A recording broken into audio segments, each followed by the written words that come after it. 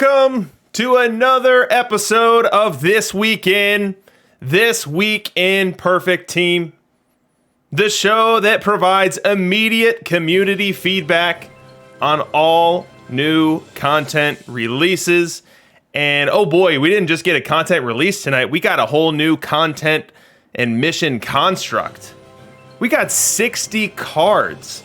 We are going to be going past midnight tonight to accurately and comprehensively break all this stuff down, but we can't wait to do it.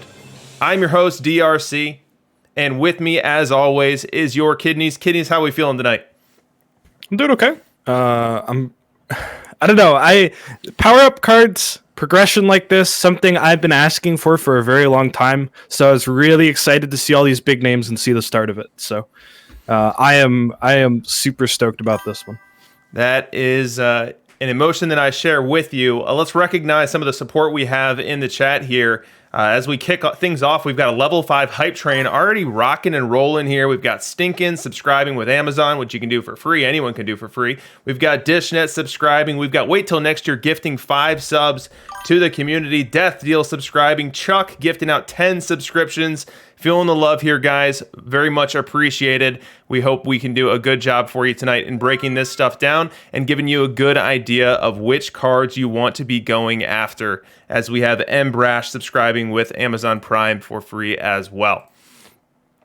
All right, so what do we have on our incredible show tonight? We have got our card rundown. We are going to look at the 30 Build-A-Legend bronzes. We're going to look at the 30 Build-A-Legend silvers. We're going to tell you what we think of them. We're going to be telling you which ones you want to be targeting as well. We've also got our signature OK Boomer, OK Zoomer segment. Tonight's topic is baseball happenings, in which I will be talking about and standing up for the 98 home run chase, and Kidneys will be defending the honor of the revelation that has been Mike Trout, arguably the greatest player of all time. Fishman good. And then we're going to close things out. So we know that the card rundown is going to take a long time. We know that OK Boomer has its own time. So we're going to close it out real quick and do a minute to spin it and give Kidneys, in my opinion, a minute each. 2 weeks in, what do we think of PT22? What are our major impressions? What are our major and prevailing thoughts? And then we'll get you guys out of here, hopefully in enough time to get a full night's sleep. Quick reminder before we jump in here, the broadcast schedule, you can catch us every Thursday right after Chris doing exactly this. We will break down the cards, we'll play OK Boomer, OK Zoomer, and then we'll close things out with a final segment that normally talks about the game, talks about something that doesn't hurt you to know, and an element of understanding park factors or understanding sliders or understanding certain cards that are in the meta. So definitely want to join us. If this is your first time, go ahead, click that follow button, click the notification button so that you know when we go live in the future and you never miss a beat. All right, so normally we jump right into our first card. Tonight, I don't want to do that. Tonight, I want to jump into the construct and talk about that for a second itself. So this was debuted tonight. The way that it works is you're locking in these cards in addition to locking in a mission which progresses you on up the chain. Kidneys, what do you think of the overall concept? I love it. I touched on power-up cards earlier. It's something very similar to what Madden does, where you progressively keep putting the same player's cards into another card, and this is kind of that. You keep putting these cards into a mission, and you get a better and better card every time. Really curious in about 3 minutes to see the structure of these missions, what the difficulty is going to look like, and we can try and break that down a little bit for you guys once we see those. But I'm super stoked about this. I think it's really cool that every franchise is getting a big card like this, and that we get the power-ups along the way. So I'm anticipating that this mission construct will be based on card mission value as opposed to card count. Is that a fair guess? I would hope so. I'm really big on the new card mission value. If you're unfamiliar with what that is, if you haven't really played or looked at this year too much yet, basically certain overall cards are worth differently than other overalls. So the higher the card has an overall rating, the more points it's worth, basically. And so you can, customize how you, like, let's say you put a diamond into a mission, you might not have to put 5 bronzes into a mission then. So I think it's a really cool way to format missions, so everything is kind of worth it, Absolutely. Yeah, and so Jay Malay in the chat here confirming that Chris did say that. So if you're new to this game, or excuse me, if you played last year and you're used to how mission structures work there, where say the White Sox had 25 silvers and the way to complete the silver chain mission is you needed 22 of them, that is no more. So just as Kidney's described, you are going to be building towards a mission value, and you can compose that mission value in a number of different ways. And we'll see exactly what that looks like here in a couple of minutes once the mission construct is live, and we can talk about that. But another thing that was on my mind as we were looking at the players that Chris selected is just anticipation. So I'm a heavy bronze tournament. So tonight was like a kid in a candy store for me, looking at these cards and feeling out how they're going to play in the bronze tourney meta. I'm hoping that Wait Till Next Year out there was feeling the same way about his potential move and migration into his stomping grounds of silver in looking at those cards. But my mind immediately went to thinking about what the perfect 100s of these player selections are going to look like. And we'll spend some time talking about that tonight, because that's definitely something worth looking forward to and worth planning around as well. So let's move into our first card of the night, and to save space, we have scrapped the sim scores for tonight only. We will look at a player per page. We will look at both the bronze and the silver on the player page, and we'll talk about them both and move on to save you guys from being PowerPoint transitioned to death tonight. So we start with Harold Baines, and Baines is going to end up the Build a Legend for the White Sox. So the 100 card will be a White Sox card. And as we start with this bronze card, this is a pretty big bat. This is a very big bat. It's a platoon bat. It's got average corner defense, which in the bronze meta is pretty standard. You don't have heavy glove options being used in right field or left field now. So this fits in from a glove perspective as a strong side platoon option.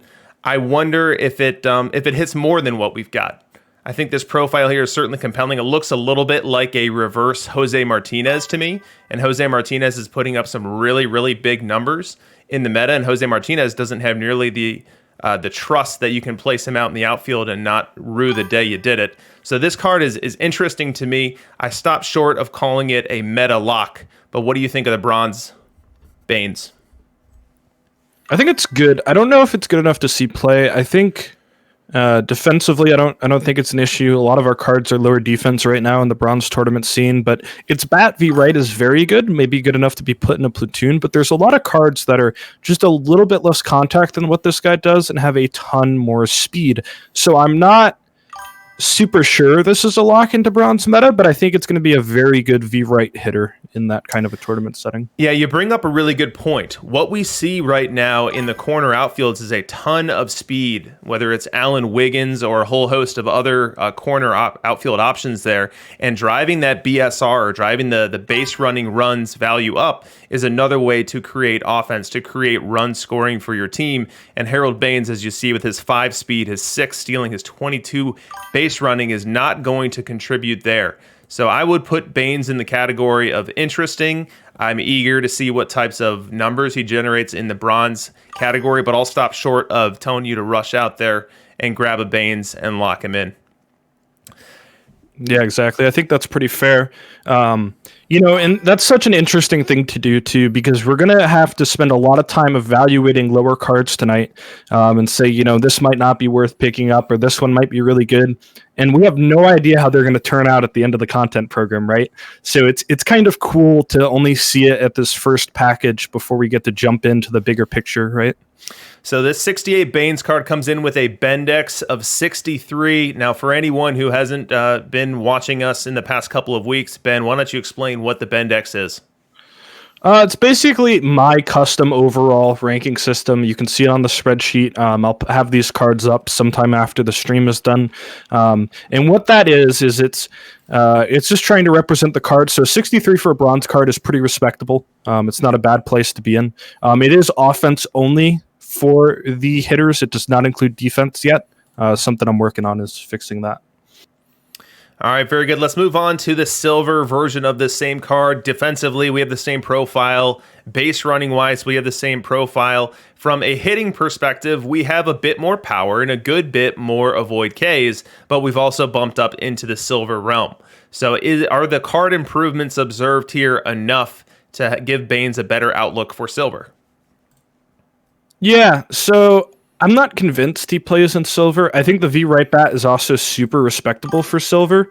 But the VL bat is pretty weak, and what's going to happen with this card is because of the higher power and higher Ks, it's going to lose a ton of the BABIP. So it's not going to be as good as a contact hitter as the bronze card, and the defense is just slightly worse too. So not super sold on it.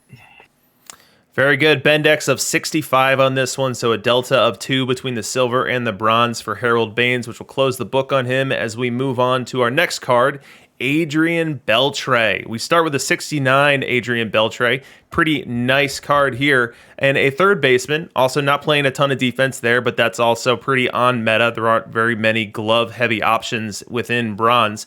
And this one is a card that's going to hit both ways. Versus right, which is, and honestly, with the way the meta is right now, you actually have, for a lot of teams you bump into, more left-handed starting pitchers than right-handed starting pitchers. So there's almost an strong side platoon. So the versus left is almost the strong side platoon, depending on what team you're facing within bronze. And so that would give Adrian Beltray more favorable at bats. Now he's a little bit bird profiled versus left here with power as the dominant trait, but a pretty balanced card overall. Comes in with a Bendex of 57. What do you think about this Beltray card? I think it's a little weak. It's got a lot of profile for a left-handed hitter. So if you're somebody who likes a lot of power, sorry, not a lot of profile. It's got a lot of power. So if you're somebody who likes building a power-heavy bronze team, maybe this is a card you can put out there. I'm looking at the new missions, and they are using the mission value system, which is really cool. But it seems like it's players that the player has played with is what seems to be the so scene it is here. not team-centric. It does not seem to be team-centric, unless these players all played on one team at one point in time, and I don't know, because a lot of them are older, but it does look like all the players are from maybe the same year as the card. So maybe for the bronze Beltray, it's all 2007 Mariners? Yes. Oh, Snaggle J confirming in the chat. Yeah, that's it. Yeah, it is all 2007 players. They weren't necessarily Mariners in 2007, but I guess it's the same year as the card. That seems to be it. Yes. Very interesting. Snaggle J keeping us on our toes, breaking the mold. I have most of these done already. As somebody that opened a few hundred packs when the game started, I already have a lot of these missions done, and they are pretty easy to complete, and they reward you with a standard pack. Can you give me an example mission value for one of them? Is it, say, absolutely, a couple hundred points? No, very low. These are bronze and iron cards, and it looks to be like a 12 mission value. Okay. So very low. Yeah. All right, very good. So that is our bronze Beltray. Moving on to our silver. And with silver, we have less of a bird profile here and actually a very balanced card. This one comes in with a Bendex of 62. And actually, look at that. It's Kidney's favorite card. Tell us why this Adrian Beltray card is your favorite silver we got tonight. It's not for the card. The card is cool. It's a decent overall hitting player with good range and good arm at third base. So it's not a terrible silver card. But I just loved watching Adrian Beltray play as a kid. Mainly on the Rangers. He was so much fun to watch. Just as one of those guys who was such an above average, like just a totally elite third baseman in a time with not a ton of elite third basemen. A fantastic hitter and a great glove behind third base as well. So just really fun to watch. I like to think of you, Ben, as the Elvis Andrews to my Adrian Beltray. Does that work for you? Is that because I'm going to be washed up in 5 years? That's because I won't let you touch my head. Good luck escaping that. All right, we move on from Beltray. We go to Craig Biggio, and we start with a very versatile Biggio. You want to put this one behind the plate? Have at it. 29 catcher rating. So that's not something to call home about. But if you're uncomfortable with that, but you want to get that bat into your lineup, you've got the flexibility. You can go out there and have some average defense in left, and then even have him back up center field. So a very interesting card. Now, Biggio was a bronze meta card for a bit in PT21 prior to catcher defense being boosted and maybe the awareness of the importance of catcher defense being more mainstreamed. So I don't know that we'll see that utilization of this Biggio card. However, from a bat perspective, we've got a pretty BABIP-friendly profile here with a very low power with decent contact and decent avoid K on both sides here. It's going to be a little bit better versus left. You've got enough gap power here to still drive some slugging percentage and a pretty good base runner. So I don't look at this profile and have it jump off the page at me to say, get him in your corner outfield or take the chance on him with catcher. But he's certainly not a train wreck. So I'd call it interesting, but short of meta. Yeah, I think I totally agree with that sentiment. This is a card you could certainly throw out, probably most likely in left field. It's a pretty above average bat versus left-handed pitching in bronze. But overall, a little bit on the weaker side. Definitely don't want to use him as a catcher, except maybe your emergency third catcher. Just going to have way too little catcher ability for my taste. But Ben, the bat is pretty good, and the base running isn't bad. Yeah. Why don't you tell the people what happens when you have bad catcher ability? Yeah, so catcher ability directly correlates to strikeout rate and walk rate for pitchers, but more likely we just use it to evaluate catcher ERA because that's easier to do. So basically, it still around holds that about every 10 points of catcher ability is worth 0.01 runs in inning. No, a game, right? Yeah, a game. So you stack that up, you got somebody with 80 ability versus somebody with 50 ability. They're saving you a third of a run per game. You play 20 games in a tournament, right? It's quite a significant value. So I think it's super impactful to have catchers with good ability, and it's just going to bump up the entirety of your staff, probably even higher than that catcher ERA number represents. And do you know what we observe to see that impact at play? Do we see a fractionally higher K rate, a fractionally lower walk rate, a fractionally lower home run rate? How do we document that impact? The easiest way to do it is what I was doing recently. I've been trying to run some numbers on defense myself just to get a better picture of the meta. It seems what I was just doing is correlating catcher ERA with catcher ability. It's got a really high correlation. So it's just directly going to affect the entirety of your staff overall. You could probably, if you dig down more into the details with which catcher's playing for which team, then look at the pitchers and look at their K rates and their walk rates. So.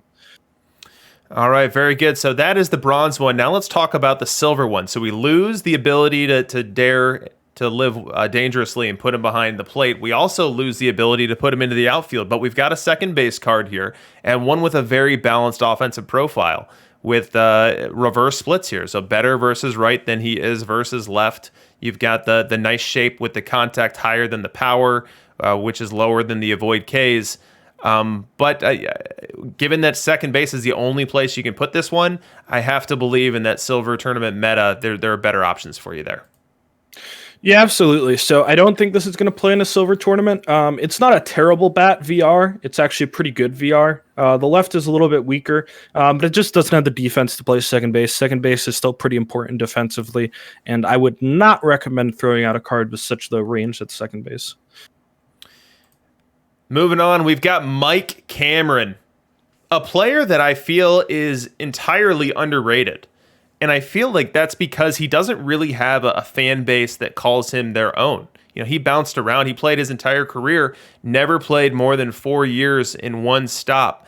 And so he never really developed his identity as belonging to one of those teams. But he was a better than league average bat who played just ridiculous defense in center field and had a regular habit of stealing home run balls from opposing hitters. So one of my I'll put him on the DRC's underrated team, and I'm so glad that Chris honored him and recognized him here with a distinction. Now, I didn't hear on the stream, did Chris say what team Cameron's going to bubble up to? Is it the Mariners?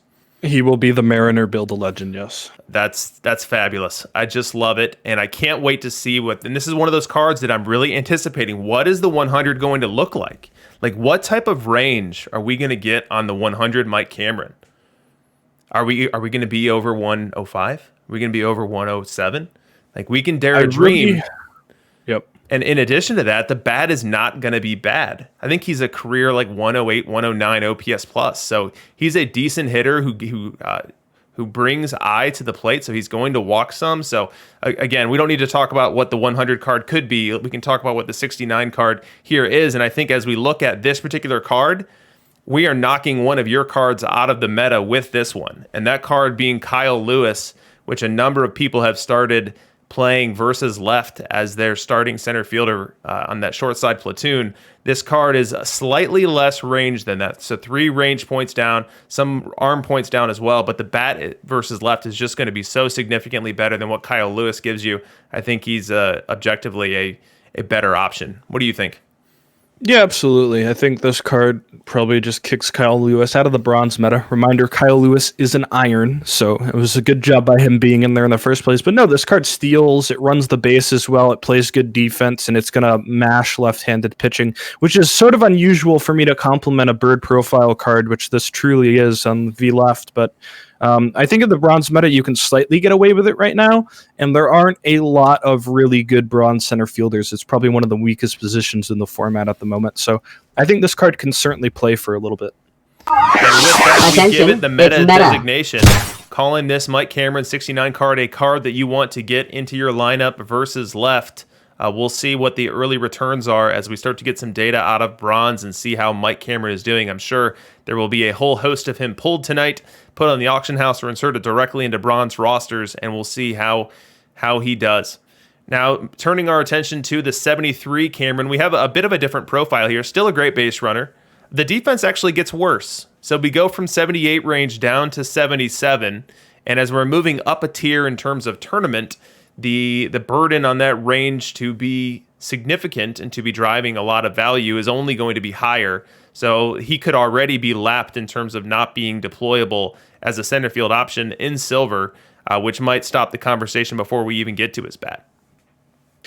Yeah, I think that's kind of the issue, is that defense is really low, which is a shame because he's a fast base runner, and the V left bat probably still is okay. It'd be a little bit on the weaker side, but probably playable at a high skill position if he had the really good range. But the V right bat is just way too weak to see play in silver, in my opinion. So I think that's going to hamper the card most of anything. We've got a Bendex of 55 on the bronze, 58 on the silver. As we turn the page, actually, we're not turning the page. So I talked about Mike Cameron's defense. And Mike Cameron's defense is probably what he's best known for. Stealing home run balls. There was that one he stole from Torrey Hunter, which was incredible. Torrey Hunter recognized him on the field.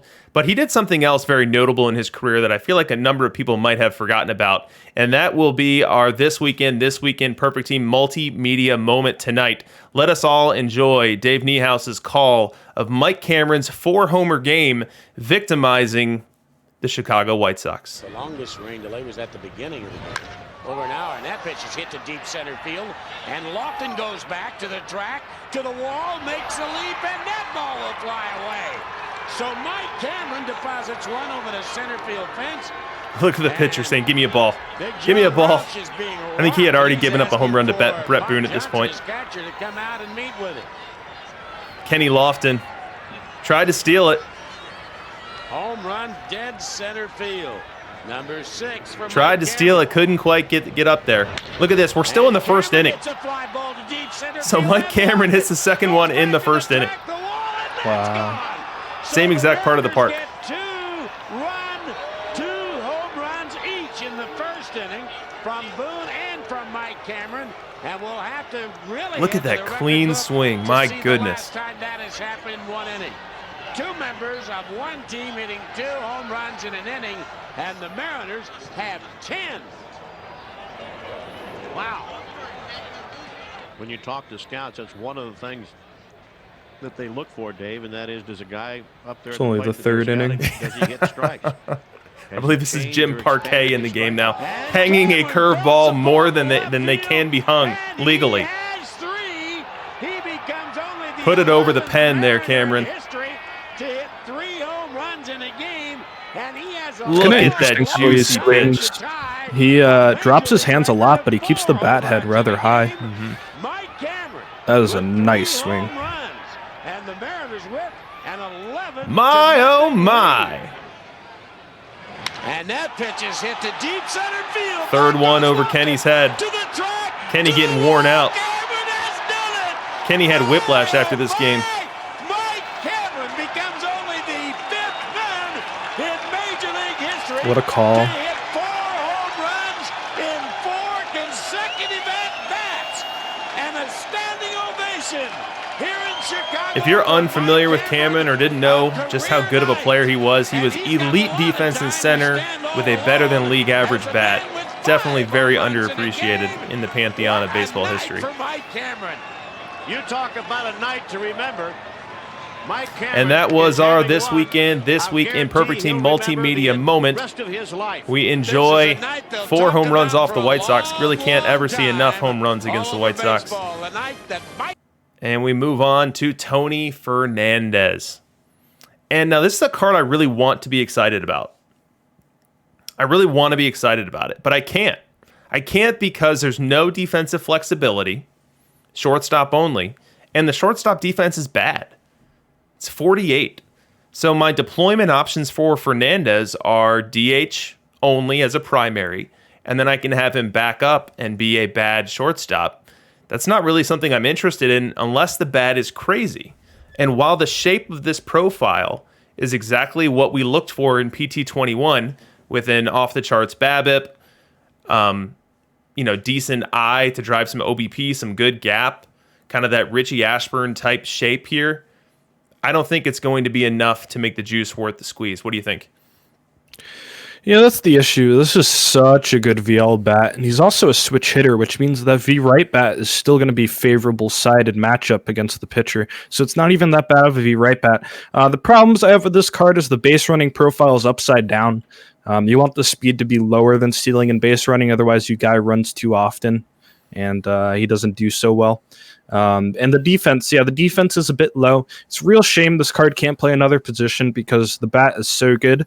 But I think especially with Arias and Pete Rose, and there's a lot of really big bats in bronze right now, probably doesn't make your team as just a pure left-handed or V-left DH. So probably not a place for the card. Yep. And as we continue to talk about this card, I just want to call out me, Shmoo, subscribing with Amazon Prime. And then there's one more Rocketer subscribing for now the 5th straight month. Thank you guys so much for the support. And if I missed any others while we were whipping through other cards, I apologize. But thank you guys for all of the support tonight and always. So I think we're dead on with the bronze here. It's going to hit. It's going to hit for a good average. It's just, is it going to be kind of an empty average? And is it going to be worth the deployment limitations you have with him? Now let's move on to the silver card. Similar shape and profile here. We lose a lot of eye, though. We lose a lot of eye with this one. We get a better defensive profile, but we're moving up a tier, so the burden on that glove is going to be even higher, and we're still at shortstop only. So I think a lot of what we just said for the bronze card can be applied to this silver card. We actually see the Bendex coming in 3 points lower on the silver than it does on the bronze. Yeah, so just because the Bendex is lower doesn't actually mean it's a worse card. Just because that's an offense rating. So, yes, the bat, I think, is very significantly worse, but the difference is this card has a good base running profile and much, much better defense. I don't know if it's good enough to play shortstop in silver, but I think it's probably kind of up there because of how defense works this year, and there's a lot lower range on lower level cards, so it's not terrible defensively, but I don't know if the bat is good enough to make up for the small difference in defense, probably against some of the top meta options. And we've got a question in the chat here. Can someone explain what I actually means? Is it related to swing and miss? So no, I has nothing to do with swing and miss. Actually, at bats are not calculated per pitch; they are calculated per at bat. So what I means is it's the rate a batter walks. It is checked against a pitcher's control. Avoid K, I guess you could count as your swing and miss technically. Comes next. It's whether the batter strikes out or makes contact with the ball. If you pass the avoid K check, the next two checks are home runs, and then if the ball's in play, and where is it? Is it an out versus infielder range or outfielder range, or is it, somewhere on the field? So. Well said. Thank you for clearing that up. So we move on from Tony Fernandes to Tom Glavin. One of my favorite cards from PT21 until it wasn't, and it stopped being quite as effective for me. Kind of a whalier card, the 100 Glavin that came out late game cycle. But let's talk about these cards that are in front of us here. We've got a 67 bronze, which comes in at a Bendex of 65 here. Kind of a platoony card, or a splitty card, I should say. So 12 different on the stuff, 9 different on the movement, 2 different on the control. When deployed as a starter, you're going to face a lot more right-handed batters, especially in a meta which features so many switch hitters right now. And I just don't like how this card looks to perform against those, even though I welcome the inclusion of some higher stamina pitchers for a meta that could use it. Yeah, it's interesting. I don't think it's good enough to see play. That V left is certainly one of the best ones we have in a bronze sort of setting, but the V right is just so horrendous. I think even with the really good stamina, it probably doesn't make up for it. Yeah, it's so interesting to me how different these bronze and silver cards are sometimes for the same player, and it just shows you. I mean, there's a 10-year difference between the bronze Tom Glavin and the silver Tom Glavin. So it's really cool just sort of to see the evolution. As he gets older, his stuff goes down, but his control goes up, right? Now, one thing to note for anyone newer to the game, when you see a profile like this that is so much better against their strong side, for Tom Glavin, a left-handed pitcher, better against left-handed batters, the optimal deployment would be within the bullpen. But I don't know if this profile here, given the other arms that are already effective within the bullpen, will be enough. But just as a matter of principle, it's not that when you see splitty profiles, you can't extract value out of them. You just need to be more tactical about how they're deployed. A pitcher deployed out of the bullpen with appropriate slider usage will be able to face a majority of the preferred matchup, whereas a starter deployed naturally is going to face a heavy majority of their offhand. So we move on to the silver Tom Glavin, 78 rated card, comes in on the Bendex at 75. Very strong rating on the Bendex here. And we've got a movement heavy, control heavy profile. Tell us about this 78 Glavin. I think it's good. I think it's really good because what it reminds me of is Marco Gonzalez and Andy Cooper from Out of the Park 21. And those cards I played in silver with pretty decent success, and they were like 60, 60, 80 cards, right? So I think this profile V left is certainly going to be really, really strong in silver. The question is the V right profile too weak to make up for the V left profile? I don't really know. He's also a card that may even lose some stuff if you move him to the bullpen, because I would actually even possibly consider him as a relief pitcher option. Does that happen in this game? Yes, you still can lose stuff, correct. So you can lose it, you just can't gain it? Correct, yes. That's interesting. I was not aware of that. Yes, you can lose it, but for example, Aroldis Chapman, who is a good starting pitcher, I will die on that hill until better ones come out that are lefties. He loses a ridiculous 60 weighted stuff when he moves to a starting pitcher. Interesting. So Pidge in the chat saying totally makes sense, right? I think he's being facetious there. But if he weren't, I would. Yes.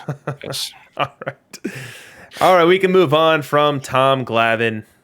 Oh, wait a minute. We can't move on because we've got our first 10,000 perfect point scavenger hunt.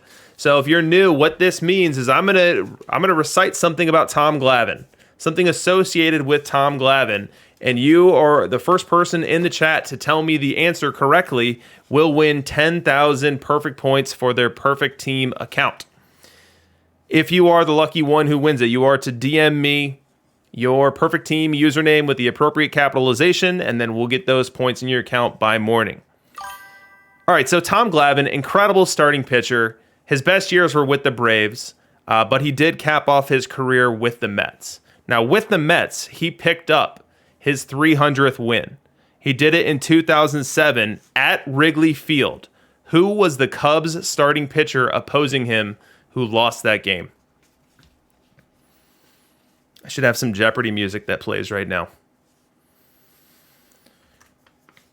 Oh, we got some good guesses coming in. Dempster, Traxel, Clement, Zambrano, Wood, Pryor, Lilly, Arietta, Marquis. There we go. We got it. Xander Can is the first one. Xander Can 2. Jason Marquis is the correct answer. He opposed Tom Glavin in a game that I was actually at. It was an honor to be there watching my beloved Cubbies lose, but to be part of history. So Xander Can, if you can DM me your perfect team username with the appropriate capitalization, we'll get you those perfect points. Thanks to everyone for playing. Looks like a bunch of people had Marquis a couple seconds too late. Sparks flowing as second on the list here on my side. All right, moving on. We've got Paul Goldschmidt, and look at that. Paul Goldschmidt's his face has been replaced with a bird because this is definitely a bird profile. Now, what makes this one unique is it comes with a very high first base defense score, which is somewhat rare within the bronze meta right now. Now, there's a debatable amount of value for being a slick glove over at first base, especially when that slick glove is driven mostly by height, as it is in this case here. And the bat itself is, as I said before, a power-driven bird profile and just not able to keep pace with some of the other options that we have at first base right now with Alec Baum, with Ryan Mountcastle, with some of the other players that can either offer more value with the bat or offer more value with the base running. Yeah, so definitely just an undercut from Alec Baum. Alec Baum does what this card wants to do, but a lot better. It's just got way higher contact and higher Ks. So a pretty poor showing from the bronze Goldschmidt. The silver card shows a lot better. The silver card jumps up 14 points in the Bendex and has a profile that will strike fear into the hearts and minds of any left-handed pitcher. 84 on the contact with a boatload of gap power that scales down nicely to give it a solid BABIP and even offer a good eye. So versus left, definitely going to be a great option for you. Versus right's not bad. Yeah, I really like this as a kind of, top-handed profile option for silver. V left is really cool.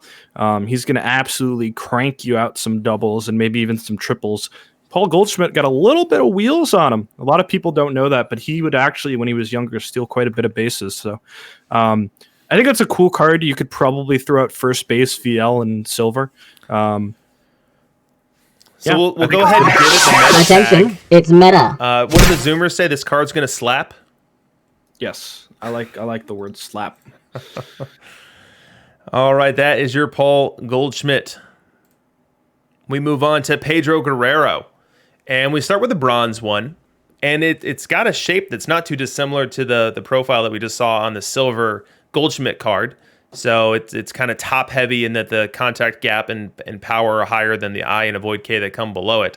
This card comes with some good flexibility. And one of the things that I've learned, one of the things that I will harp on is just the importance of having good rotational backups on your bronze team build. We are seeing fatigue be a factor well above and beyond what we saw in PT21. Your backups are going to play. There's no way around it. Your players are going to get tired. If they all get tired at the same time, your performance, your win rates will suffer as a result. And a card like Pedro Guerrero is going to give you flexibility. You can back up second and not do a horrible job. You can back up third and not do a horrible job. Same story for both center and right field, with right field being the closest to being league average defense of all those positions. Now, ideally, you get that defensive flexibility and you get a pretty decent bat. I think we're probably falling a little bit short in the bat category with this card.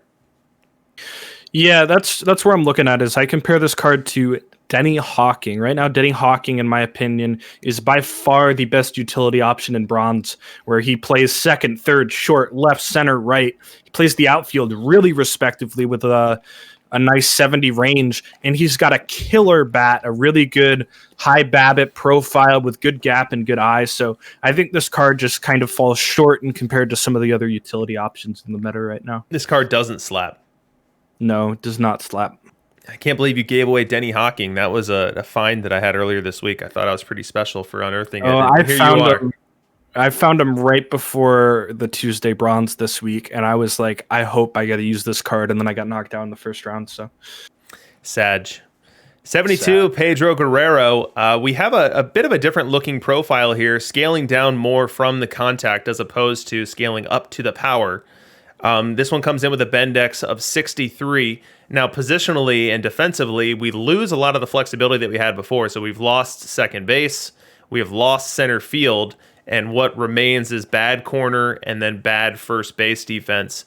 So the defensive profile takes some of the excitement, some of the air out of the balloon, and I think the offense probably just isn't enough to make up for it. Yeah, I don't think so. If we're looking at this card, it's probably even too bad to play first base, even if that's a thing. So strictly speaking, as a left field option for this Pedro Guerrero, there's got to be better silver cards out there to hit, right? It doesn't run. It's going to hit for a decent clip of contact, but it's also going to strike out a decent amount. So I'm not a fan.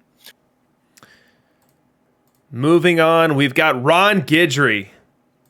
Maybe going down in the Hall of Fame of DRC's favorite PT21 cards. My Ron Guidry 100 stuck with me for probably 7 months last year of the game cycle. Just a great starter for months on end at the beginning. Easily transitioned, got a huge stuff boost, went to the pen, was a great lefty specialist, and set up middle relief type arm for the balance of the cycle, really only being knocked entirely out the last couple months of the cycle. But a great card, and we'll see if we scale up to a 100 that resembles what we saw last year.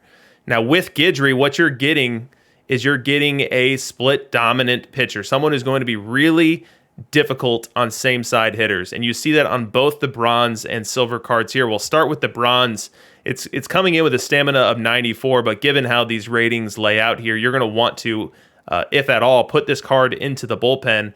Now, the high, low, high profile, and by that I mean high stuff, low movement, high control, can play.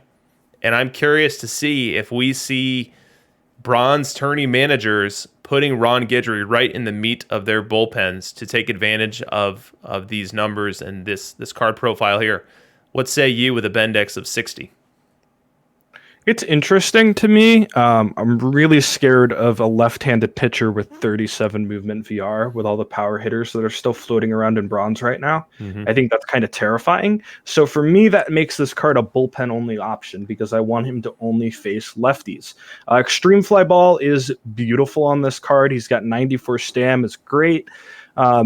I think the real issue is that I don't know if this left-handed side split is just elite enough to justify that right-handed side split. I think it's very close, but so it's probably something you might be able to run as a specialist, but I just think there's probably somebody better out there already. We'll give you a hard maybe on the 68 Ron Guidry. We move on to the 78 Guidry, and here we have a stuffier profile. We jump up 23 on the stuff versus left from bronze to silver card here. We jump up 21 on the stuff from versus right to versus right. And but what we do is we give up a lot of control. So we're giving up 20 control on both of those ratings, getting some movement in the process. I don't know the silver meta well enough to know if this can fit into a bullpen, but I have my doubts about the longevity of it staying there if the answer is even yes to that question for the time being. This one comes in with a Bendex of 65. Yeah, I don't think it makes it. I like the 69 Joe Nathan better than the 78 Ron Guidry. I think it's just better. And then the 79 Joe Nathan blows this card out of the water. Obviously, it's a lefty to a righty, but just the relative power level of this card, I think, is too weak. We move on to Harry Heilman.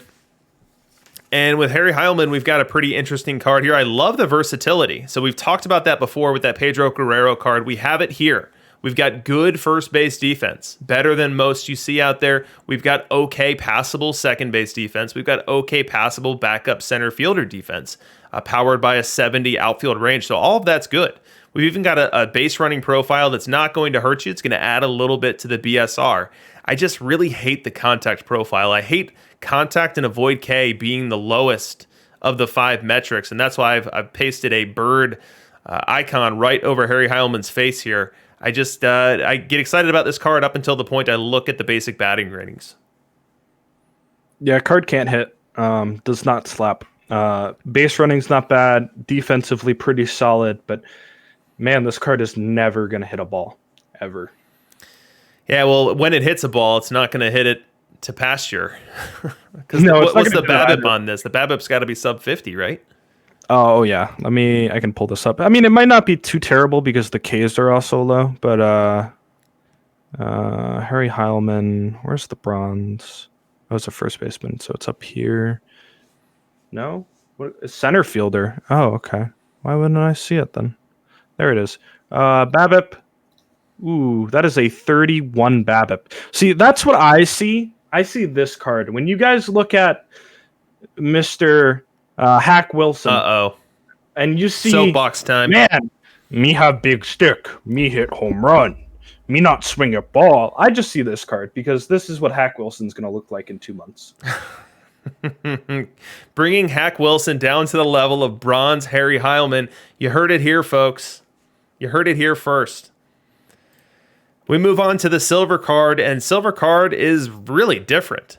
Really different in shape, and it's got the interesting platoon split that Chris alluded to on the stream. The gap power versus right off the charts. The versus left profile looks pretty good in terms of the overall shape there. You've got nice eye, good contact, good avoid Ks, low enough power to help the BABIP. So a very different story going from the bronze to the silver card. Now, the question is, where are you going to play him? What's going to be the position? Now, I could probably get behind an argument that he is a depth guy who you're going to have back up a number of positions. I don't know that he belongs as your starter at any of the 3 positions that are on this card here, first base, second base, or right field.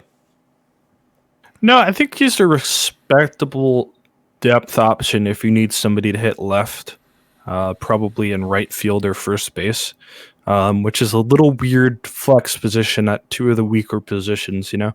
But the bat v left is pretty respectable for silver. The bat v right is not, even with that tasty 100 gap, it still doesn't really do a whole lot this year. So yeah, I'm not super thrilled with the silver card, but you could probably find a use for it if you wanted to. We have Big Red 75 joining Kidney Nation here, saying that he sold his Hack Wilson immediately, loyally following the advice of his kidneys. Always trust your kidneys. Next, we've got Todd Helton. We got a bronze and a silver for Todd. And here we've got a bit of a shape issue on this profile as well. The contact versus right, and that's what we're going to focus on here because we have a left-handed batter. We want to make sure that they are mashing right-hand pitching. And the contact only 58 here, coming with a really big avoid K. So he's making a lot of contact. It's just not that high-quality contact. And maybe that would be something that we're okay with if we're dropping bombs at a really high rate, but we're not. The saving grace of this card is a really high I rating, which is going to help the OBP, but the batting average is going to be low, and I don't think that the overall profile is going to be worth deploying out there. What do you think? It's not good enough, I don't think, but could you just do me a favor and pop up the Bendex for the silver card as well? I just want to make a kind of a little statement here that it doesn't really matter how many raw points you have. It more matters where you put them. And while this bronze Helton isn't good enough to be played in bronze, the silver Helton is kind of a travesty. And that's because he's got no BABIP, he doesn't walk, and he's got a lot of his points in gap power and speed, stealing. So realistically, yeah, the bronze Helton is 9 points overall lower, but I would probably put them around the same power level, which is they don't do anything. So that closes the book on Todd Helton. We move on to Tim Hudson. Interesting profile here, coming in really short on the stuff department, trying to make up for it with really strong control and pretty good movement for the level, an extreme ground ball profile. Will the confluence of these characteristics equate to a starter you can trust? It's really close. I'll probably play him. Should you play him? Probably not. He's really close to, I don't remember the first name, but the card Jenks for the Red Sox and Ed Lynch for the Cubs are also bronze cards with a very similar profile. And just from my experience and talking to some other people who are doing really well in bronze right now, those cards aren't top tier. They would be top tier in Perfect Team 21, but we've seen a little shift in how the stats are working out this time around. So not a terrible bronze starting pitcher option, but probably not your best one either. And as we look at how the card breaks from versus right to versus left, we see some vulnerability there. Now, a right-handed starting pitcher is going to be facing a majority of left-handed batters, and Tim Hudson is bringing to those matchups 5 less stuff, 5 less movement, and 1 less control over the course of a 27-batter outing that can really add up to some damage. So we move on to the silver card. Pretty similar shape here. Although the control erodes, so as we go from bronze to silver, we lose a ton of control, and we don't really make up for it anywhere else. A little bit of movement bump here, but overall, not liking the direction of the move from bronze to silver here. What do you think? Yeah, we get a movement bump, but I don't think it anywhere near justifies the control loss for the little bit of movement and stuff we get in return. I mean, if we compare this to kind of the Tom Glavin. It's a little bit more balanced overall split-wise, but it's just so much worse versus its strong side. I don't think it's going to be playable. Yeah, I would agree with you there. I would have loved to see this scale up pretty linearly. So get some more stuff, get some more movement, and take that control to like an elite level in the mid-90s, and then I would have been more excited about it. But again, one of the things to point out too is that the bronze meta has been analyzed and reanalyzed and reanalyzed many times over already. It's the only tournament that's really firing every couple of minutes. And I imagine that will happen to silver, and that will come into focus in terms of what cards are playing well in silver, what cards you want to target, and what cards you want to avoid.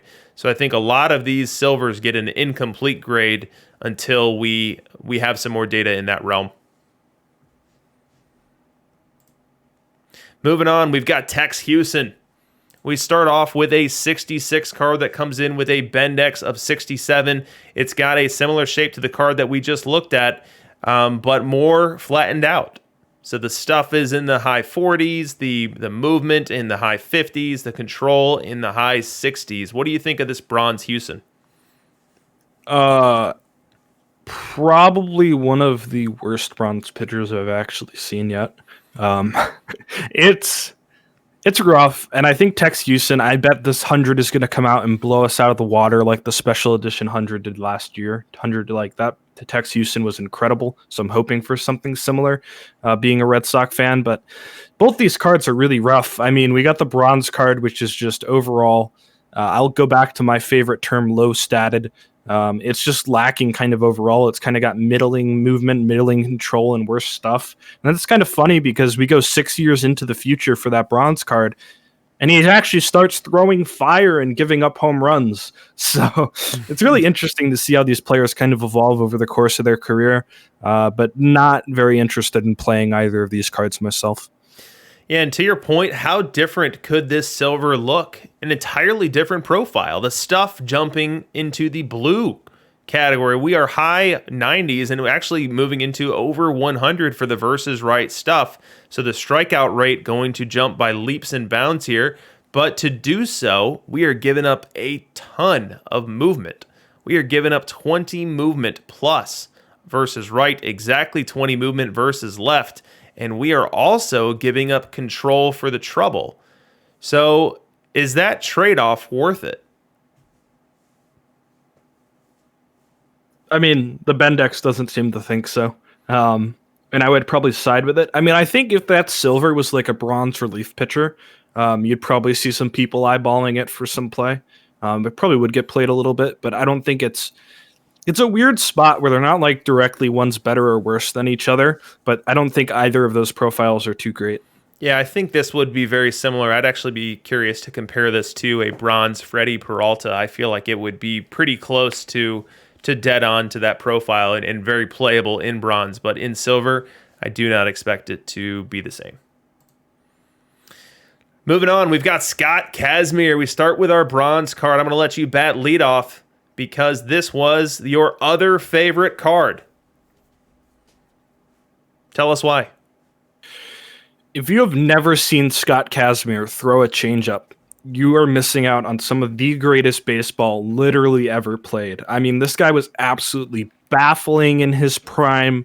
For me, when I was a Red Sox fan and I'd see this guy pitch on TV, I mean, I would drop everything to watch Scott Kasmir because he is some of the most disgusting stuff I have literally ever seen. I'm hoping this perfect card comes out and blows people out of the water with its crazy strikeout rate because he's just absolutely an electric player. Yeah, I'd be curious to check Kasmir's best years. Like, was there ever a year where his control profile would support a high control rating on that 100 card? Because we know with the changeup, we are likely to get some good reverse splits on the card rating. And so that there's a potential there for some really great opportunity for kind of like a PT21 Carl Hubble-esque type profile, which really excels versus the offhand. I'd be curious if we get something resembling that. So his best season that he actually played, his walk rate was a 3.2, which is still pretty high. But I mean, that's rocking a 10.1 strikeout per 9 as a starting pitcher who threw 140 innings. So Scott Kasmir was a treat to watch. And then the next year, he struck out 240 batters over 200 innings. So he was absolutely electric. So it seems likely we're headed towards a really high stuff, not great control profile at the end of the rainbow here. I'm hoping what we're looking at is like an Aroldis Chapman, but as a starting pitcher. I would love that. Moving on from Kasmir, we get to Jonathan Lecroy, and one that I feel is a very interesting card. Bendex of 58 on this 68 card. Now, most people in bronze, and if you watched Angered Unicorn stream, you saw this. Most people in bronze are running glove-heavy options and having success with it. So perhaps that is the way to go. But this is going to give you an alternative because this Lecroy card is going to hit and going to hit well in excess of what those glove options like Austin Barnes or Yadier Molina or Henry Blanco, going to hit a lot more than those guys, especially versus left, when you're going to have a pretty significant BABIP here to go with a pretty significant eye for a bronze card. So does this card inspire people to break the mold and go one bat catcher to go with one of their glove catchers? Because the glove here is not horrible. It's a 50 catcher ability, 64 arm, with the frequency with which base runners are stealing in bronze right now. Having that arm is definitely an asset that doesn't hurt you. What do you think? Do you think this Lecroy card starts to get some major plate appearances? It's really, really close to me. I think the catchers in bronze right now, even the defensive ones, are so bad. So bad. And I would be more than willing to give this card a shot, especially against that left-handed pitching, and see what it does. Sure, its ability is probably about 30 points lower than what you want it to be, but I think the bat VL is too good not to at least give it a try out and see what the observed come out as. Yep, I'm with you on that one. So I want to kind of give it a half meta. It's an unsure meta step. I won't press the button, but we'll move on to this silver card. And the silver card comes with more flexibility. So this is when Lecroy actually played some first base. So you get some stock rating there. I don't think that the bat here is going to make you want to put him out there at first base a lot, but flexibility is never a bad thing. The profile here feels a bit understated, though, in terms of not being defensive enough to get you excited to throw him behind the plate, and at this level, not being a good enough hitter. I actually like the bronze profile on even footing or even more than this silver profile from a hitting rating perspective. What do you think? Yeah, I mean, the V-Right is better, so it's a more balanced card, but the VL, I would say, is quite a significantly amount weaker than the bronze Lecroy. He'll steal you a bag or two a season, but overall, I'd actually probably prefer the bronze one to the silver one. Hey, I've got a shocker here for you, kidneys. You're not going to believe this. We have Sergeant Mushroom in the chat talking about the importance of catcher defense. Would you have ever seen that coming? I would have never seen Sergeant Mushroom talking about the importance of catcher defense. I mean, that is so off-brand for him. I love TBD, Mushroom. Sergeant Mushrooms actually, he did some work earlier this year on defensive ratings, and I was saying there's no way that could be right.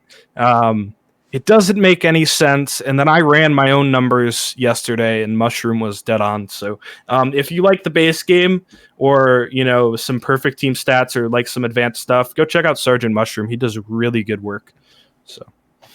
And in general, if you're in the Discord and not frequently checking out the streams channel, there are so many perfect team and out of the park streams right now that are well worth your time and can serve as an excellent accelerant to increase your understanding of the game and your competitiveness within the game.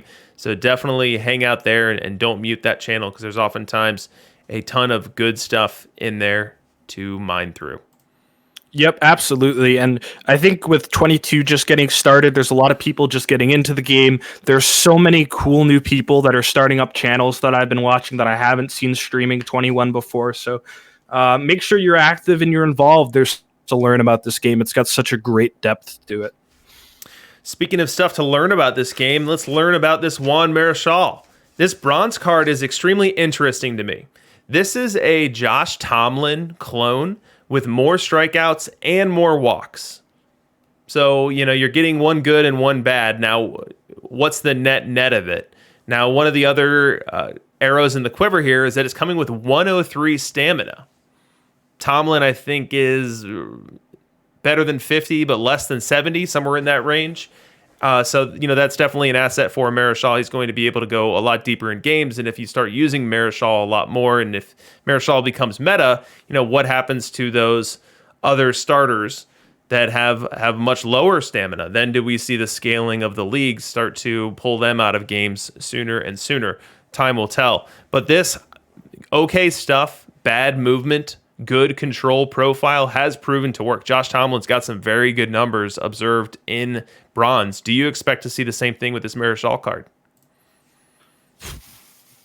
It's really close for me because I'm just off the top of my head comparing this again to the Jenks card and the Ed Lynch, and it's the same card but minus 15 movement for 10 stuff.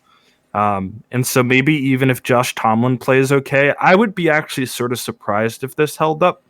I think it might be good enough now to see some play, but I'm just so terrified of this card coming across like an Alec bomb and just seeing what happens to him, Mm-hmm. Yeah, I think that the concern is warranted, but I've already pressed the button. Attention, it's meta. We're calling it meta. We move on to the silver version of the card here. Comes in with a Bendex of 63, just 4 points higher. And we have the same profile here, although we're getting a lot more stuff. So the silver card bumping up into the 80s on stuff, whereas the bronze card is in the 60s. The control profile improved. The movement still really low.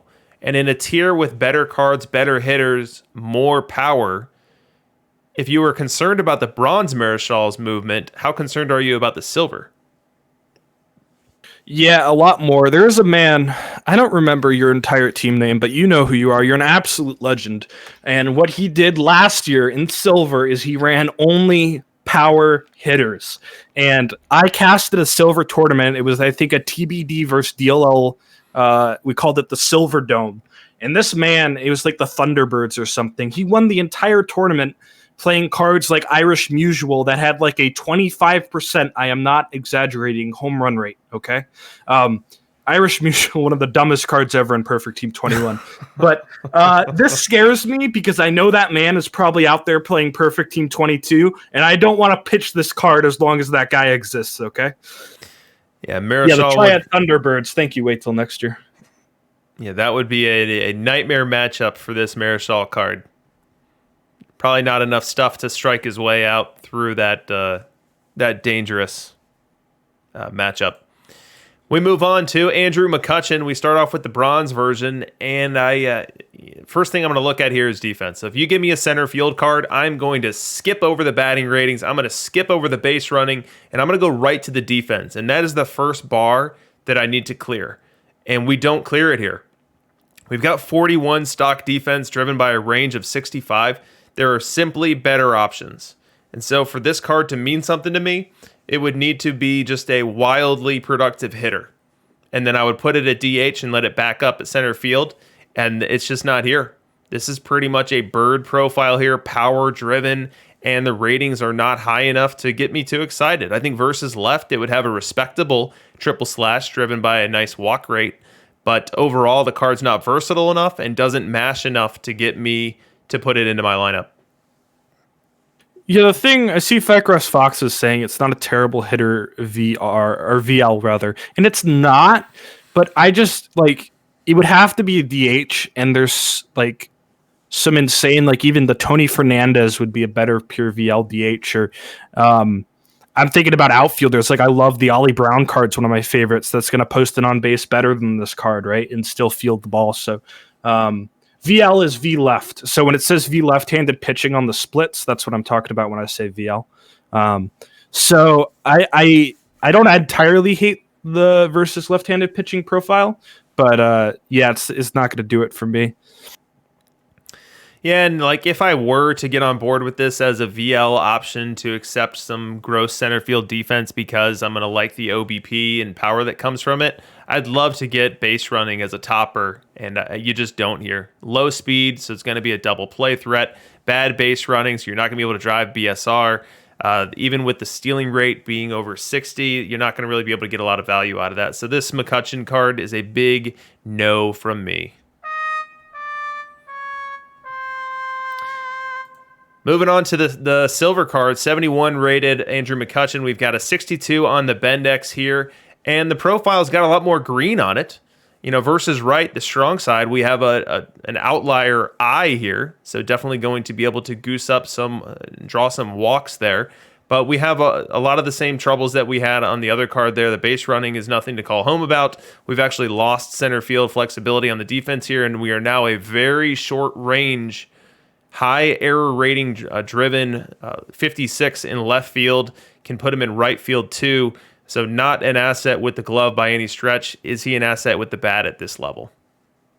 No, I mean, I really wish his eye was on the other side. His right eye was, I guess, his left eye, and then, you know, just swap them around in your head, and that might be okay. Maybe you need some contacts in that right eye, but other than that, don't mess with left eye.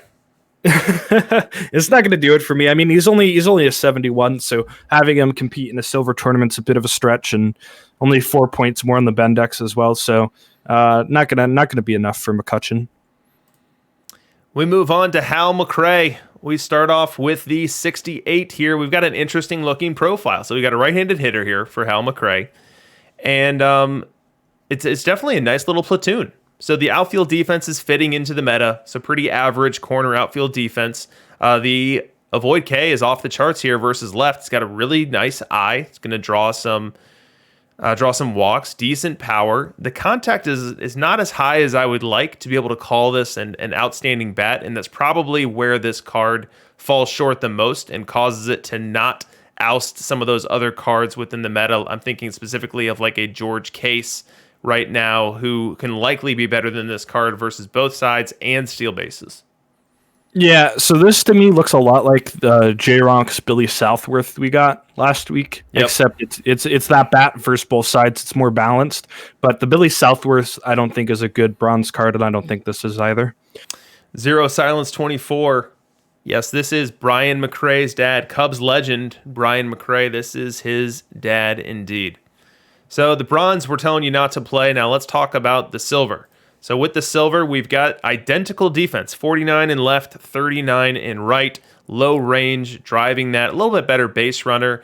And then the bat itself doesn't really pop off the page here. A gap power driven profile, kind of similar to what we see on the bronze card here. Nothing too exciting to get excited about here. You know, I have this card, the silver, hitting for the exact same contact clip as the bronze, which I just thought was a funny anecdote because of the avoid K loss and then a little bit more contact, right? They both hit 240 for me in like an open tournament setting. But overall, it's not going to cut it. It's just, I think, too weakly statted to be a good enough hitter. Sort of expected at a 74. Yeah. So we can skip out on Hal Mcrae as we move on to Moose. Mike Mussina We've got 2 different Yankees variants here. I didn't hear on this one. Is this one rolling up to be a Yankee as well? No, because we have Guidry, right? So I guess this Guidry. would be Baltimore? Yeah, I would guess Baltimore. That's exciting. Yeah, I think it's Baltimore, yeah. That could be an interesting 100 card. Now, the Mussina SE from the live collections last year lasted pretty deep into, I would say, gold levels before he started to show some cracks. So we will see if with the 100 card for Mussina is something to call home about. But for now, let's focus our attention on the bronze card, 69 rated, Bendex of 64. And we have traditional splits on this card, although they're somewhat muted. What do you think of Mussina as a starting pitcher in bronze? Just a little too weak. He's really similar to a lot of like the who's that pitcher for the A's? One of them, and then Matt Strom and guys like that. He's got a very similar kind of high-low-high build, right? Mm-hmm. But I don't think it has enough control for it to become a meta pitcher with the high-low-high build. So, agreed with you there. We move on to the silver card, and we've got pretty much a similar card here, just statted up. Just linear improvements across the board here. A little bit more movement, a little bit more stuff, a little bit more control. Is this enough to do anything for you at a Bendex of 69? Nice. It's a good. I don't know. I don't think it's a terrible silver. I think it could maybe see some play for now. It's probably not going to last too long though. Nothing super special to write home about, but definitely not a bad silver starting pitcher. It's very vanilla. I mean, yeah. You look at this and it's extremely vanilla. You know, you don't have reverse splits to get excited about. You don't have a heavy control profile to get excited about. You don't have off the charts movement, off the charts stuff. It's just kind of blah. Mike Mussina, the silver card is blah. Now, is that blah playable? We'll let the silver tourney enthusiasts find out. I'm guessing not. We move on. We've got Charles Nagy. Starting with the bronze card here, we've got traditional splits here, some pretty significant ones on this extreme ground ball pitcher, with giving up some stuff, giving up a good bit of movement. The control is the same. So I share a lot of the concerns that I've shared for the other cards that we've talked about tonight. This is that Ed Lynch profile you talked about before, and I don't think the combination of stats as how Nagy gets to that same comp will be enough to be better than those guys. Yeah, and this is a card that scares me because it's extreme ground ball. Not because I think extreme ground ball is going to be too bad this year, but it artificially inflates movement a little bit. So if I'm looking at this card and I take a few points of movement out of it, I don't know the exact ratio or anything. I just know that it does. I'm terrified because this card now offers me literally nothing. So not a super fan of Nagy, either one, because they both have that issue, in my opinion. Yeah, I mean, there's been a few cards we liked. I think a lot of the good cards are at the end. I mean, especially the Pete Rose is the best bronze hitter I think we've ever seen in Out of the Park. But I think it's also spoiler alert. Jeez, kidneys. Yeah, I mean, it's pretty obvious, but I think for me, I know there's been some complaints already, of course, about we didn't get any big cards tonight. Oh, the meta is still so stale, and we need more good perfect cards. But I don't really care because we're in bronze right now. We have like 5-6 more weeks until a good perfect league starts, right? And things start getting really competitive. So I don't care. I like this format. I like seeing the lower cards first, and we'll get the big cards probably around when Perfect League drops, and that'll be fun. I just hope he doesn't make us do 90 cards in one night, or I will probably cry on stream. Yeah, I think the timing of this release is perfect. Like, what is everyone doing right now? Where is all of the mind share going towards? Like I said before, it's everyone and their mom is grinding bronze tournaments right now. They're firing every 10 seconds. They're looking at the data. Like, who doesn't have 1.5 million plate appearances that they're peeping, trying to figure out how they can tweak that bronze roster to min-max it to 3% more to their win rate? That's what's happening right now. And tonight's drop has a major impact on that meta. And so I think the timing of it is perfect. The silver meta hasn't even had a chance to form yet. And so now we get 30 additional cards to throw towards that. And I think it's perfect. And by the time we get to gold, we'll likely have gold tourneys firing a whole lot more frequently. Maybe we get some cards that compete in terms of impact with some of the gold SEs that are in high demand right now. I think that the flow is good. No one's really min-maxing their main league roster right now. So how much sense would it have made to drop 100 Triss on us? That seems out of place for where we're at in the game cycle. I agree, and I think this is also the only point in the game cycle where these bronzes and silvers are really, really impactful right now, because everyone's main income, everybody's goal right now is tournaments and perfect draft. So I actually think this is a really smart decision.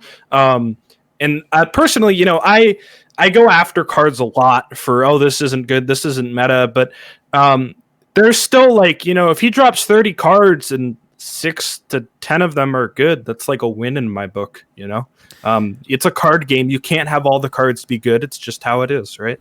You know what we're going to see too? We're going to see that bronze Pete Rose in main league play holding his own too, which is going to be cool to see, and we wouldn't be able to have that late game cycle. Yeah, what do I have that bronze Pete Rose? I have him hitting 270 in an open tournament right now. I think it's a Bendex of 300. Yeah, probably. We'll see when we get there. All right, we move on from Charles Nagy to Joe Nathan. I'm dropping it right now. We don't even need to wait. Attention, it's meta. Definitely meta. This card does whatever the Zoomer equivalent of slaps is for pitching. Maybe Kidneys can help me translate what that would be. It comes in with a Bendex of 71.